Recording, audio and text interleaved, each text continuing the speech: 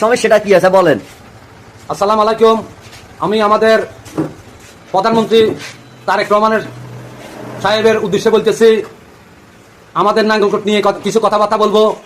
আমাদের নাঙ্গলকোটের রাজনীতিক গ্রুপিং শুরু হয়েছে চার। আমি সকল কথা আমাদের তারেক রহমান সাহেব প্রধানমন্ত্রীর উদ্দেশ্যে বলতেছি, আমাদের নাঙ্গলকোট এমন একটা নাঙ্গলকোট আমাদেরকে উপহার দিয়েছেন। মোবাশ্বের ভাইকে পেয়ে আমরা অনেক খুশি হয়েছি। কিন্তু একটা কথা স্যার, আপনার উদ্দেশ্যে বলতে চাই, এই যে আমাদের তারেক রহমান সাহেব দানের শীর্ষ প্রতীকে ভোট দেওয়ার জন্য আমরা নাঙ্গলকোটের আমার ওয়ার্ড নিয়ে আমি কথা বলতেছি, পুরান নাঙ্গলকোট নিয়ে আমি কথা বলবো না। আমি একজন থানা নেতা হিসাবে আমি বলতেছি স্যার, এই যে আমাদের নাঙ্গলকোটে যখন 17 বছর আমরা দলের সাথে সম্পর্কিত ছিলাম, কোথায়ও আমরা 17 বছর পর্যন্ত যাই নাই। কোনি গেছি, মার গেছি, দুয়ানি গেছি, হাইকেনা থালাইছে, হিড়ি গড় ভাঙছে। কিন্তু আমাদের গুমকোট ওয়ার্ডে বিএনপি করে না। নাঙ্গলকোটে সোহেল, আমার চাচাতো ভাই এবং সোহেল ছাড়া, এই আরিফ ছাড়া এই ওয়ার্ডে বিএনপি করে না কোনো লোক ছিল না স্যার।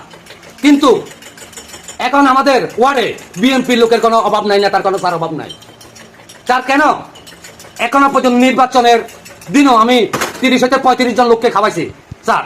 বিএনপি আমাকে বানাইছে জমাত, জমাতের লোকদেরকে আমি খাওয়াইছি স্যার। কিন্তু স্যার তারেক রহমান সাহেব, প্রধানমন্ত্রী সাহেব, আপনাকে কথা আমি বলি একটা কথা, যখন আমার পকেটে টাকা ছিল না 17 বছর ধরে, আমি কোনো এত বড় লোকের ছেলে না, কিন্তু আমি আলহাজ নদীর আহমেদ বুনিয়ার মাধ্যমে আমি রাজনীতি করে আসছি। সকল মিটিং ঢাকা, চিটাং, রাজশাহী, খুলনা যেখানে মিটিং ডাক দিচ্ছেন ওইখানে চলে গেছে। তখন পকেটে টাকা ছিল না, তখন বউকে বলছি, বউ আমাকে 200-500 টাকা হইলো, তখন তো হালাতা নেই, কিনা পকেটে টাকা নাই।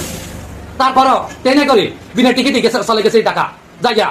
তারেক রহমান সাহেব যখন আপনি যেদিন আসবেন এলাকা, তখন রোডে হাঁটি অন্তত 10 কিলোমিটার হাঁটি, তারপর আপনি সমাবেশে অংশগ্রহণ করছি। ইয়ার পরে তখন লোক ছিল না স্যার। কেন ছিল না স্যার?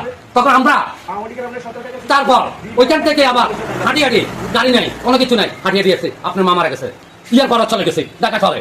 কখনো বিএনপির জন্য প্লিজ পাওয়া নাই। কত কোনি এখনো ভিডিও আছে স্যার আপনি স্যার।